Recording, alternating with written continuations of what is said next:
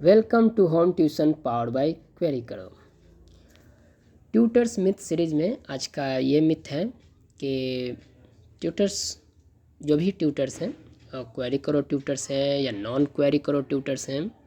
Query करो tutors तो अच्छे होते हैं, हमारे यहाँ जो भी ट्यूटर जुड़े हुए हैं वो काफ़ी अच्छे हैं, काफ़ी कोरस्पॉन्डिंग है और कोऑपरेटिव भी हैं।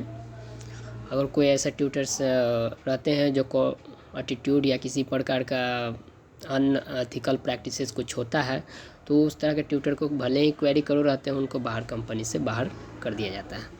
चलिए, मिथ ये है कि देखिए, जो भी ट्यूटर्स जुड़े हुए हैं या जो ट्यूटर अभी तक नहीं जुड़े हुए हैं या जो ट्यूटर इन फ्यूचर जुड़ेंगे, उनका यह मिथ हो सकता है। मिथ ये हो सकता है कि ये जो कंपनी डिज़ाइन किया गया है ना, वो आपके डिमांड एंड सप्लाई पे डिज़ाइन किया गया है। Design in the sense framework, means company किस ऑब्जेक्टिव से लाया गया है। तो आपका मिथ क्लियर करना चाहेंगे, हमारे यहाँ जो भी कंपनी है, मानी जो भी ये जो कंपनी है क्वेरी करो, ये आपके डिमांड सप्लाई के अनुसार नहीं लाया गया है, पॉइंट नंबर 1। और कोई भी सुविधा हम अगर आपको प्रोवाइड कर रहे हैं या करेंगे तो सबका अल्टीमेट ऑब्जेक्टिव यही है कि कस्टमर का जो डिमांड है और सप्लाई है उससे मैच होना चाहिए।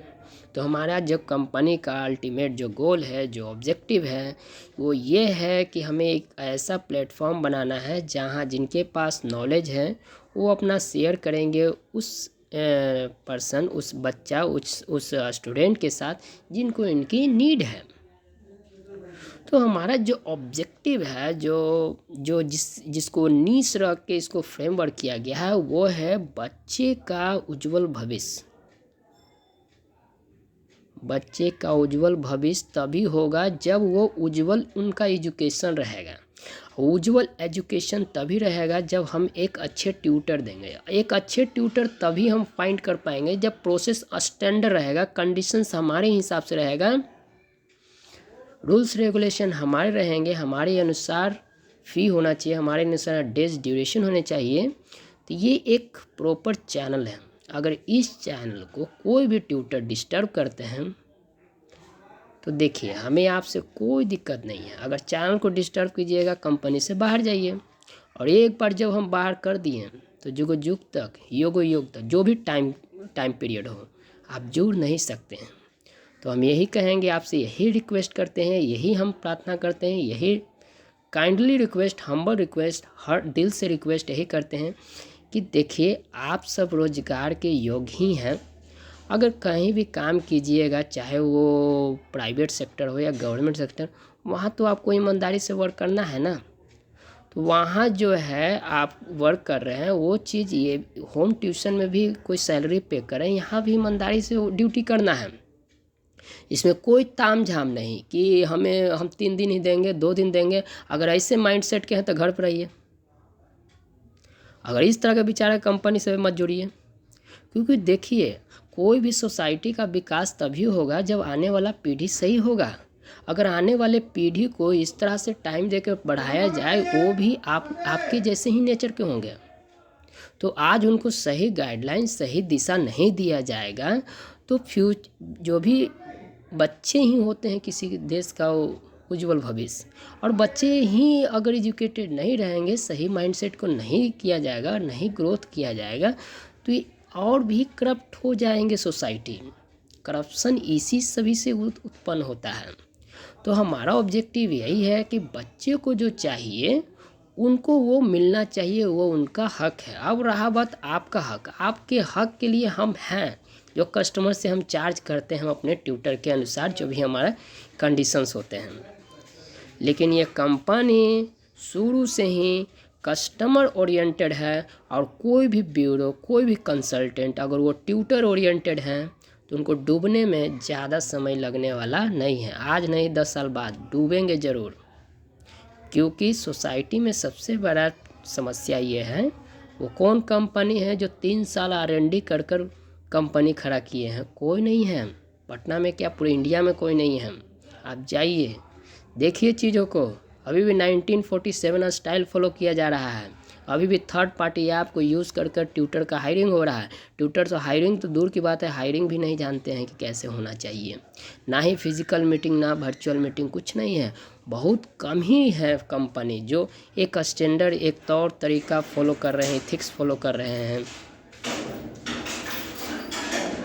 तो अल्टीमेट गोल यही है कि देखिए, हम एक ऐसा अच्छा प्लेटफॉर्म लाना चाहते हैं जहां बच्चों के लिए एक अच्छा प्लेटफॉर्म हो, वो उनको एक अच्छा गुरु मिले, क्योंकि गुरु वही है जो बच्चे के प्रति डेडिकेट होके उनके उज्जवल भविष्य, उनके ब्राइट फ्यूचर के प्रति वर्क करें, डेडिकेटेड होके, कंसिस्टेंसी लेवल को मेंटेन कर, रेगुलरिटी मेंटेन करके, पंक्चुअलिटी मेंटेन करके, डिटरमाइंड होकर, फोकस करके, अटेंशन होकर, ये सब कर बच्चे को एक सही गाइडलाइंस दें। अगर आज उन सभी बच्चे को एजुकेट नहीं किया गया, अगर ढंग से उनको एजुकेशन नहीं मिलेगा, वो भी कल होके कुछ ना कुछ अनैतिक वर्क करेंगे, अनएथिकल एक्टिविटीज़ करेंगे, क्योंकि लिटिल नॉलेज डेंजरस थिंग, कम ज्ञान खतरे का संकेत होता है।